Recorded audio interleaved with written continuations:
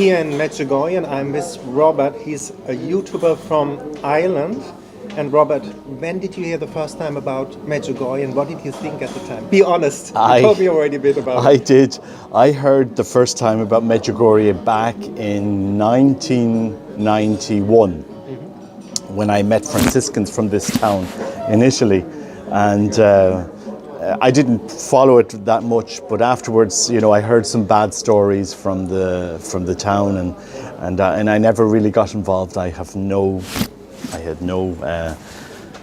interest in the town. I was more agnostic than anything else. I just said, I hope people don't feel defrauded or from this experience in the town. But do you know what? It's been life-changing. It's been life-changing since the last year, really coming to this place. A big thank you to a friend of mine, Fergal Flynn, Legion of Mary. He invited me at the time, but I think I was just mentioning before I started, the reason I came to Medjugorje last year was my son got knocked down by a car. Yeah. Like over the car and broke. And somebody gave me a Medjugorje rosary, this Medjugorje rosary. John, a friend of mine, the day before he got knocked down, and nothing happened to my son, even though, it could have been worse. And my wife kept saying, it's a miracle that nothing happened to Christopher. But I said, oh, look, what's the chances somebody gives you a rosary from Medjugorje the day something like that happened? So I booked a flight, I booked the pilgrimage to come to Medjugorje last year with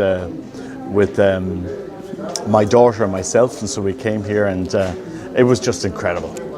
It's a whole school of prayer here. It's just heaven and earth, and I don't know how to explain it. Just the location itself, just the town, the mountains. It's like a Catholic village, and I'm here. I'm not the spokesperson for this, and I'm not here promoting it in the sense that I just say come and see. That's all I would ask people to come and see. I mean, Tom, you're doing the greatest documentary on Medjugorje that has ever been done. Cataloguing people's experiences, and my experience is really not something that I went looking for, because I didn't go looking for Medjugorje. I would have gone to other Marian shrines, Guadalupe or Knock, or other shrines like Our Lady of Europa, Our Lady of Pompeii, Częstochowa, all these shrines that I love, but I never felt a calling to come here. But I think sometimes Our Lady steps in and she brings you here. This is the simple reality. You get a sign that says come here. And I can't explain this place other than, it's the greatest confessional of the world. It's just a place of peace. And there was a friend of mine, he's a priest. We were seminarians together. We know each other for 30 years. He's an Italian priest, Father Pierluca Bancale. And he's been coming here for years and years and years and years. Dozens and dozens of pilgrimages. And you never wanted to come? Because no, he kept saying to me, it's like heaven and earth, Robert. And I said, yeah, but how do you know? How maybe they're all inventing it. It's all a fraud. A fraud, and and then you don't want to lend your faith to you don't know what's going to happen. But I suppose what the message I'm giving people is, in years to come, the church will decide one way or the other. They will make a decision. And I recommend people come to Medjugorje for the sacraments. Maybe you don't understand the messages, come for the sacraments. The Mass is the real present, body, blood, soul and divinity, beating heart of our Lord is present here, as in everywhere else. And you can pray the rosary, go to confession, and just be immersed yourself in prayer and the sacraments. That's what this town is. It's a town of prayer. You see it and I see it. We're all praying here. It's kind of strange, Tom and myself. I woke up this morning and I still have a massive headache. I'm very not feeling very well at all. But I walked in, I said I needed a coffee, so and you're sitting here, and we just That's like, how this interview happened. yeah. And then I was saying, no, maybe I won't do the interview because I'm just not feeling well. But then it was like the Holy Spirit said, no, do it, you know. And because I think people need to follow the documentary of Medjugorje that Tom is doing. This is really important. Follow the document, because we're looking at the experiences of people, what's happening, how they're coming here, what's happening in their lives. You know, what is the fruits of the Holy Spirit? Like, what are the fruits of my life? Like, my life, like I can look at myself interiorly and say, well, like, I'm a different person. I'm praying every day. Show me. I just breathe. It's, I am. Let me get my breviary out here. And by the way, we have coffee here. That's Medjugorje too. That's nice perfect. cake, Yeah. coffee, and talking about our faith. Look, there it is. This is the. Beautiful. This is the. It's the Advent season, so we're starting Advent. Today is starting Advent. Yeah. So like, it's like, prayer is like, what is going on with me? I feel all the time wanting to pray. Why is that? I never felt I could pray. I don't know, I just felt prayer was so dry. I didn't understand prayer. I can't pray.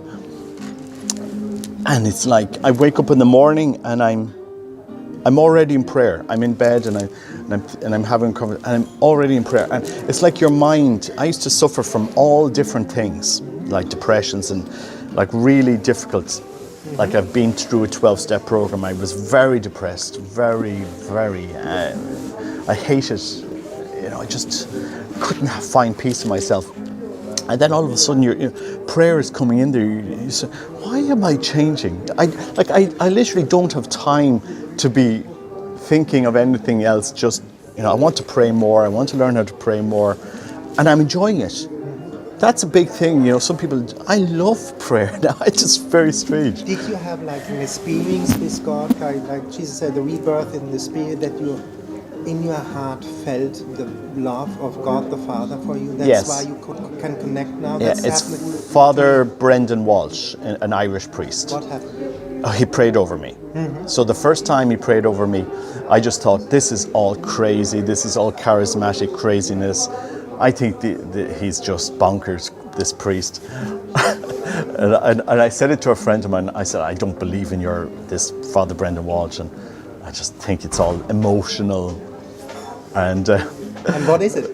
well, this friend of mine, he took the time to explain it to me. Like, he didn't get angry, he didn't get annoyed.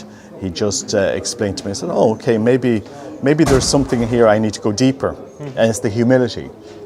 If we don't have humility, if you're not allowed to letting yourself, okay, let's be humble here. So he prayed over me a second time.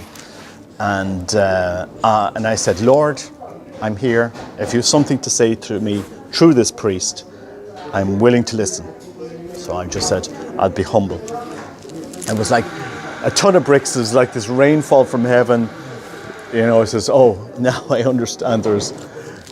And it was kind of strange after that, you know, these God incidences, these strange events. It was like things were just, because, they just things went very different in my life. Now, I suffered a lot of abuse, and I don't talk about it in my videos for various reasons. And it's a private thing. It's a private thing, and it's a private thing, and But you can give hope. What would you tell people? So many people these days are abused. Oh gosh! If they knew the gift of, if they knew the well, if they knew who Christ is, they would be transformed. Just trust in Christ. That's all I say. Just trust in our Lord. You know, take up a rosary, pray, go to confession, the Eucharist. Do the simple things of prayer, and you'll see how Our Lady comes in, and she really takes you. If you're humble, now you have to be sincere and humble in your own heart, and see how Our Lady comes in and transforms you. She always brings you to Christ. She's the quickest way of getting you to her Son. That's for our Protestant friends. The role of Our Lady. Oh, critical. And there's a French a Frenchman, Jean Corrie.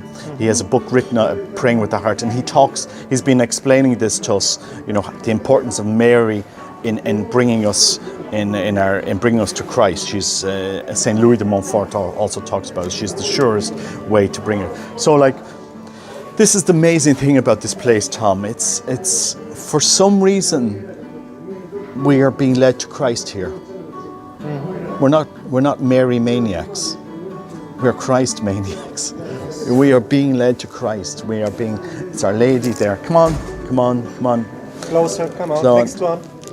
I'll tell you one experience from Medjugorje last year. Yeah. So last year you came the first time? Last year I came the first time, okay. and it was very, very, very intense experience, very strange. But I was in St. James's Church, inside the church. Yeah. And if you know, there's stained glass windows across the top. And if you go 1, 2, 3 down, you have Our Lady in front of a cross. Yes. So I just yesterday looked at it. So I was in this church, and Our Lady was there with me, and she said, Robert, she took me by the hand in prayer. Come to my son, come to my son. It was like, just come and stand with my son. It's like she's really bringing us on that journey to her son. And I just think it's a beautiful place. That's all I can say. I mean, and I think the books will be written about this. I don't feel worldly at all. I don't think, you know, I said it to our Lord, I said, you really picked the wrong people here. Because I had no, as I said in my channel, I didn't intend to set up this channel. It was just pure frustration. Explain. No, I just said that I was on the Eucharist. I would think we could be doing a little bit more to bring people to the Eucharist. And it was pure frustration that I did the channel after I heard a talk from Patrick McChrystal in Knock in 23rd of 19th of October 2019, just before the pandemic. And I just thought, look, we could do a little bit more. So it was pure frustration. I did the channel, and then it grew and grew. What is the name of the channel? It's De Crevi, Determined to be Catholic. So De Crevi is our family's name. I will put it in the description of the video that you can find it. Yeah. So we Nugents have been coming to the Balkans for the last 400 years. Unbelievable. The circle is closing. The circle is closing, and actually my cousin, he had a castle in Trasat in Croatia, and it's actually not far from a very major sanctuary where Our Lady's House of Loreto seemingly stopped in that region. Now I don't know all the history, but he wanted to build this big Franciscan town around Our Lady, which never happened. So it was very bizarre. Countess Anna Nugent, my cousin, she was the last Nugent of the Croatian branch. She died at 83, just before just after World War II. So that was the end of that project in Croatia. But you know, it's strange. We seem to be connecting and different generations coming back to the same lands over and over again. It's very, very bizarre, you know. And you know, Our Lady got her Franciscan town. At the end of the day, she got her town of prayer, which is very, if you think about it, you know, because he had this vision in the 1800s to do this Catholic town with Franciscans and a monastery and everything, and you know what, it worked out in another way, in another strange way, because as you know, this is Herzegovina. This is a Catholic Croat region in a sense, even though it's in Bosnia and Herzegovina. They all speak Croatian here. Yes, correct. So it's the vision he had nearly 200 years ago of doing this town, and we're seeing it here today. I would love to ask my cousin what he thought of you know, the future of it, you know. And he was a major. People may not realize this, but he was a major influence in the Illyrian movement, which was the Croatian independence movement. So his son fought with Croatians. They spoke Croatian. They dressed as traditional Croatians, and they were the last Frankopans the last Francopans, because he had married a lady, Sforza, from Naples, because he defeated the Murat, the horseman of Europe, Napoleon's brother-in-law. He defeated him in battle under Monte Cassino, and he became famous then after that, you know, and leading people into battle. So anyway, it's interesting to come back. Close the circle that you are coming to the Balkans now. And I think this is a bigger battle than And you people. didn't want to come. No. Now you have to say No. your sister said it's a fraud. No, I don't wanna come. I did not. Yeah. No, because I don't like lending myself. Sure. I don't. Nobody, it's good You know, I that don't you like. discern. Yeah. So, and the way I've discerned it, Yeah. the church will decide. It will say, yes, it's from God. No, it's from God. I stay with Christ. I stay with the Eucharist, and I can't go wrong. Nobody can go wrong with the Rosary and the Eucharist. These are age-old, beautiful mysteries of the church. You know, especially the Eucharist is a beautiful age-old mystery. Time and time again, it will nourish us. He will feed us. He will help us. And you know, whatever's happening in this town, we stay with Christ. So if you're looking at this video and saying, no, it's a fraud, did you read this book, did you read that? That's okay. That's okay that you believe that, because it's not part of our faith to believe in an apparition. It's not part. If it helps you, good. If it doesn't, you're perfectly fine to criticize Medjugorje. But for me, it's just heaven on earth. It's a place where I love the prayer and the sacraments. So I'm encouraging people to come here. I'm encouraging people to look at the documentary that Tom is doing on this channel, because it is a documentary on Medjugorje. We will need all of these videos in years to come so that we can understand people's experiences. So if you're in Medjugorje, maybe reach out to Tom, share your 5-minute video with him on your thoughts on Medjugorje, or maybe even send Tom a video.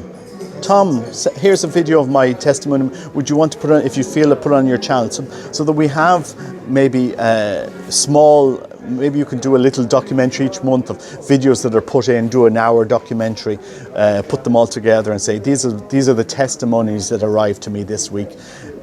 Keep this going, keep filming, let's keep looking at what's happening in this town. And that's all I can say. As I said, let Our Lady lead us to her Son. There's a great battle coming. Which people don't realise. You know, we grew up with stories of the great battles. You know, our family was in the Battle of Hastings, and so the different, you know, Normans coming over. You know, so we were involved in great battles during the centuries, and this is the greatest battle of all time. You know, if you just think about it, this is the greatest battle of all time, and because it's a battle between good and evil that people don't seem to see what's happening, and Our Lady is preparing us for this battle. Her Immaculate Heart will triumph, and we won't understand it until we see it. You know, so we have you know, just the arms that we need for this battle are the Rosary and the Eucharist, Our Lady and Christ. This is how we will win this battle. Can you explain a bit about the beauty of the Eucharist and then of the Rosary? Well, it goes back to Don Bosco's vision of the Pope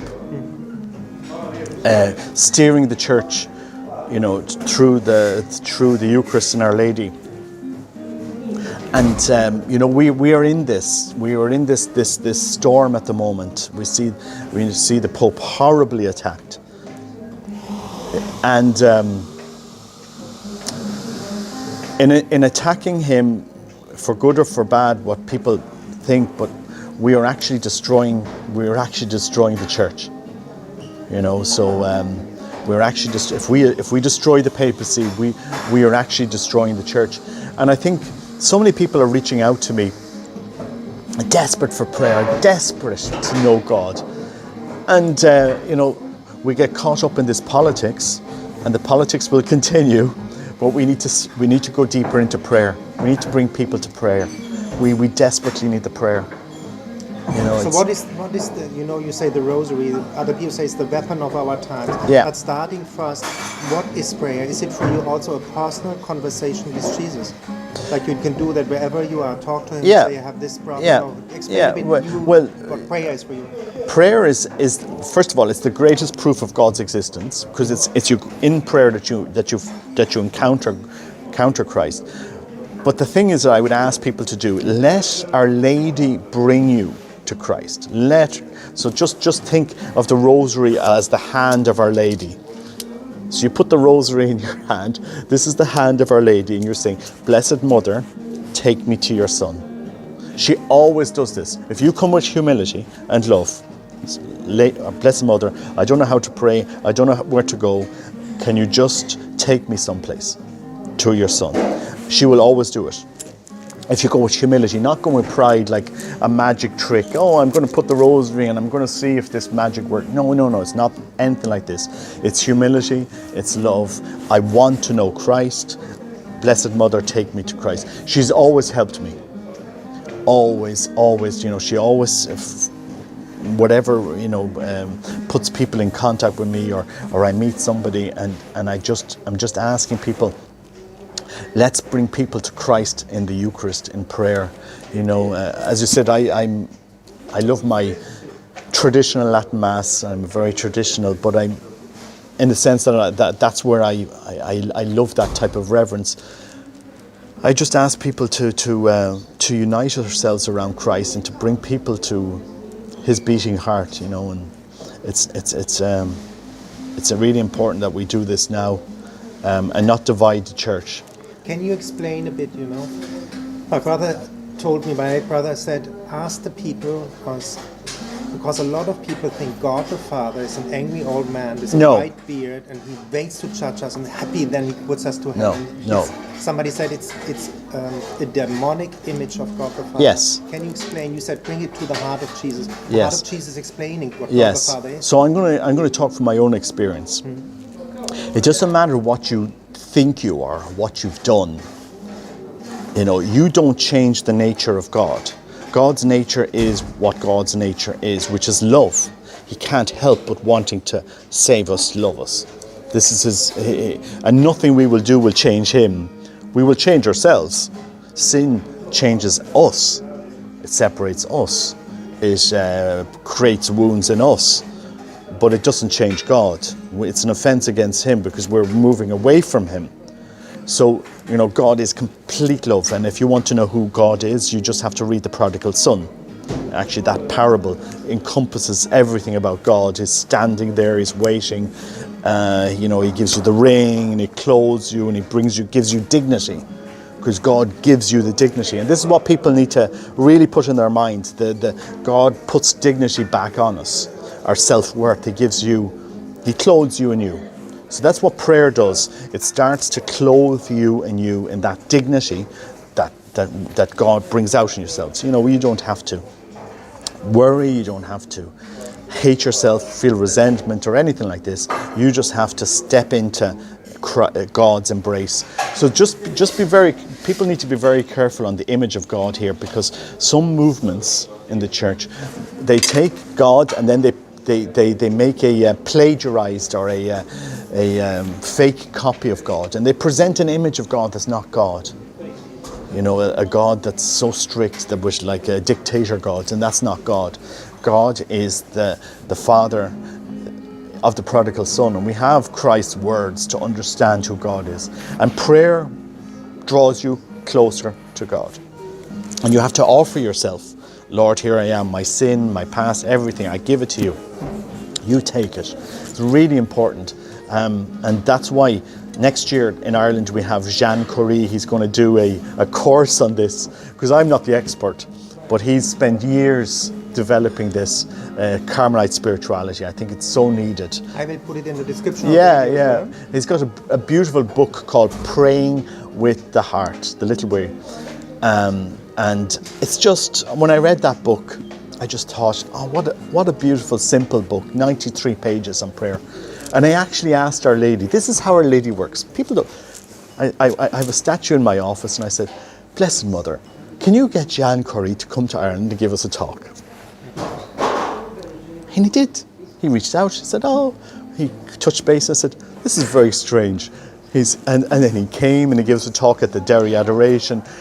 Our Lady, if it's going to bring us to her Son, she will put the people that need to do it. So just go into prayer. Don't worry about your sin. Offer it to Christ. Go to confession, because he doesn't want you thinking about it. Your past is past. You can't change it. Stop thinking about it.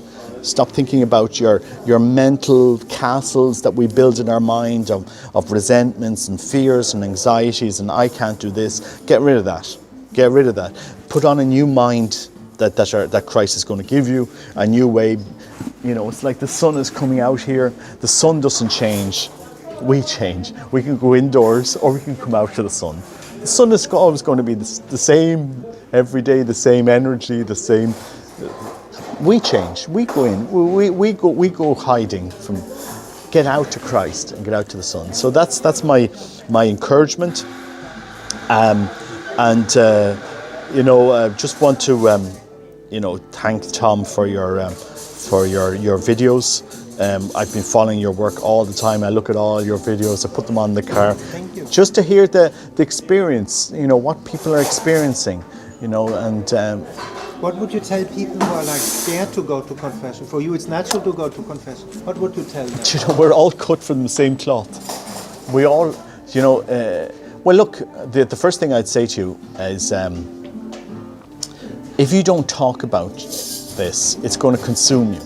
And there's nothing that the priests haven't heard before. So you just park it. We had a men's adoration in Derry, and somebody rang me up yesterday. I won't say their name, but they said, do you know what? There were so many men that hadn't gone to confession in years. Hadn't gone in years. And that's, and they came to Derry and they went to confession, and I just think you don't have to live with that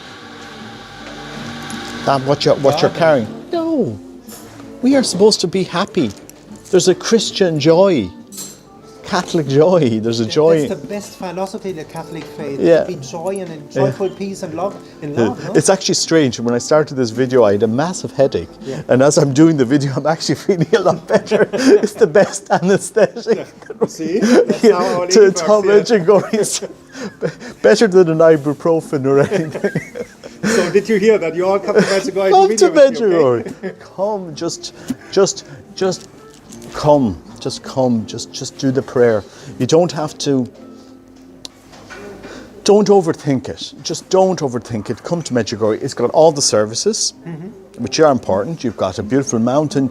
You can walk here. You can get exercise. You have confession. You have the sacraments. It's a simple town. It's nothing extravagant. Just come. You can have cake. And hot chocolate, espresso, whatever you like. Espressos. Good prices. Exactly, it's and good the price. sea. There's Croatia next to it. It's Croatia. You can go to Split. You can go to Dubrovnik. You maybe go up to Tresat. Highly recommended. Yeah, your ancestors. Yes, my ancestors. Tresat Castle, and just come to Croatia and come to Bosnia and Herzegovina, experience it. And can I ask you another question? Yeah. You said you were in the seminary. You are married now. Yeah. You went through a proper process of discernment. A lot of people in Medjugorje around the world, they look for their vocation. Catholics who take their faith serious, they want to live in the will of Christ. What would you give them as a recommendation after your long journey? Prayer. Learn how to pray. There's a man in America called Dan Burke. Avila Institute, and he has the Apostoli Via. Dan Burke has worked with 500 men on discernment. Yes. So if you're looking to get discernment, as a man looking for a priest, if you're in America, talk to Dan Burke, and he'll help you. He'll link you in with a lot of people that will talk to you, help you. You'll understand prayer, understand the spiritual life. Do this before you go into a seminary. Do not go into a seminary without having discerned with a lot of good men. Just discern widely with a large group of people.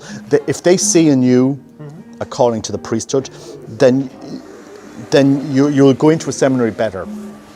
So I just actually looking at a video Dan Burke published, and he had 500. They've helped 500 men in their discernment process, and so prayer is the most important. If you don't understand prayer before you go into a seminary, I mean, starting the small building blocks, because it's something that will grow across your life.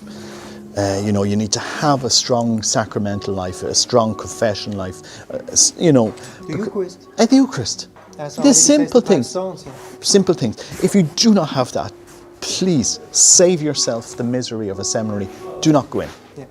Don't go in if you're not sincerely open to that life of prayer, to the sacraments, and let them form you. If you're doing that, if you're working with priests and you're working, with good spiritual directors, get a wide discernment with a large group of people. Say, Dan Burke in America, he has all the connections. Get a wide discernment in there, and they will see in you, okay, well, this man, he has the potential, he has the love of the faith, and we can work with him. That's why we need the church. It's in the church with a large discernment process that we move forward. We never go along and say, I can do it on my own. That doesn't work. I tried it. I can tell you, don't work on your own. You cannot get to heaven on your own. That's why we need a Savior, that Jesus said. Yes. He's there when you fall. There you need a Savior. Absolutely. So it's an amazing time to be Catholic, and and we need these strong. We need to learn how to pray more. It's my mission after Medjugorje in my channel is prayer. I'm going to stop the whole politics side, because I don't think that's feeding anybody. And it's actually, okay, we need to take up this challenge of teaching people how to pray. When I was with Jan in Ireland, he was such an inspiration on prayer, and I said, this is amazing. This is a revelation. This is so beautiful. The Carmelite spirituality and St. Teresa. What is it? I mean, can you say it in a nugget? He's really. I mean, it's the living tradition of the church. Prayer. The prayers of the Carmelite spirituality, the prayers that the method and the process of prayer that the saints speak about. We need to bring this into the world today and build on this and have introduce as many people to this school of prayer that started here in Medjugorje, in the heart. Yes, you go into the heart. Yeah. People under Jan gave this amazing analogy. We have our head and our heart. We pray here. We don't pray up here. So when you've got distractions up here, he says, well, I'm not up here, so the distractions can go this way. I'm down here. I get distracted. I come back to my heart. And I pray here. It's like the hesychast. The Greek monks also talk about, the prayer. It's in here, and we need to start to pray in here. Know how to pray in here. So I'm completely convinced about this, and I'm completely. I can't wait to go deeper into prayer and to actually leave something behind when I die that will actually maybe help somebody, but it won't be our work. It's Our Lady, it's really her, The secret is let Jesus work through you. Exactly. Open your heart to him, say, thy will be done. That's the secret to joy. Yes, and prayer will transform the church. Yeah. It will absolutely transform people's lives if we taught people how to pray. And this is the sad thing, and then after the council in the 70s, there was such a crisis in the church. Because in our seminaries we weren't teaching people how to pray. And you have this living encounter with Christ, and we're not showing people how to have that living encounter. No, it's a personal relationship. Yeah. A relationship. It's a personal. You're meeting somebody real, our God. Like a person talking to you in the heart, no? Yes. And let him talk. You pick up the breviary or you pick up the Bible. These are his actual words. What do they say to you? So. Look, it's very. Can I ask you another question? For it's so amazing. The favorite saint for you? Oh, would have to be Saint Teresa of Lisieux. Why? Just her simplicity. She took Saint John of the Cross and Saint Teresa of Avila, and she made it simple, so that we could understand it, and and prayer is simple. It's anybody that makes it very complicated doesn't know how to pray. Prayer has to be simple. Childlike. Childlike, because we're asked to be like children. We're not to be blah blah blah blah blah, but to actually allow ourselves to be guided like children. You know, so that's your secret as well. That's why you are so happy and enthusiastic and joyful. Do you know what? As I said, I'm as broken as the next person. I am no saint at all. Do you know? And I've had my problems and my difficulties. And but if you stop pray, if you don't pray, your problems aren't going to get any better. Mm-hmm. It's only a prayer that will actually transform our lives. So like I'm asking people, even if you're not a Medjugorje supporter, if you think it's a complete fraud or whatever thing, that's okay, you know, but just don't neglect the living tradition of the church. If people go to knock in Ireland, it's a apparition, and you go in there and in the Apparition Chapel, there's the Lamb, and there's the cross, and then there's St. John and Our Lady and St. Joseph. Just above the cross is a stained glass window. And above that cross is a well, because on one side is our Lord and the other side is a Samaritan woman and our Lord at the well. And you have a well over the Lamb of God, a well over the cross. You have a lady there with a bucket about to be dipped into and what's at the bottom of the well in Knock? It's Christ. And I just said, when I saw that, I said, who designed it? I don't think people know. It's the Christ. We need to be putting the bucket into Christ every day. Get the bucket in, drink that water that Christ wants to transfer. My headache is completely gone. Hallelujah. Very strange. But it's the living water, you know, because you're talking out of the Holy Spirit and it's cleansing us. It's cleansing the headache. It's our baptismal water. It's the living water that we need to be and the pushing nice the cake at Hotel Grace, by the way. It's good cake here and good coffee, no, you like it? But it's the living water. It is. You know, because you're opening up how you're talking, I nearly cry here, you know, because it's honest. I can feel that you went through a lot of pain to get to the stage where you are now, no? Yeah, and you know what, and it's important that people don't get defeated. You know, if you're not the perfect person, and I'm not the perfect person, you need to pray more when you don't feel you want to pray. I'm just not this, and I've done this wrong, and you're there in self-condemnation. It's just, no, look, you learn, you confess, you move on, you let your life be transformed. Because if we stay in our resentments and our fears, know the smoke of Satan in your spiritual life. Know what he tries to do, because he'll always try to stop you praying. And when you feel you need to stop praying is when you need to pray more. Go to adoration. Just sit there. Sit there. Say, Lord, I'm here. Put out your arms in adoration. Lord, I'm here in adoration. I don't feel well. I'm feeling very low. And just be there for the hour. Yeah. He mightn't say anything. You mightn't feel anything. Another thing about the spiritual life, we don't base it on our feelings. It's all of the masters in prayer. No, we don't base it on feelings, because it's going. The work that God is doing is far, far, far deeper, where we don't feel. But if we don't go into prayer, He can't do the work, because we didn't spend time with the divine surgeon. So we need to spend that time and just do it for 30 days and see how your life changes. Pray a rosary. You know, it's actually the aperitif of a big meal. It's like the prayer of the heart. You pray the rosary, and it's like a beautiful small plate of food that you're starting the big meal on. And so pray it and allow yourself to go into prayer. And this is all I can say. You know, so beautiful. I could talk for hours. I'm so beautiful.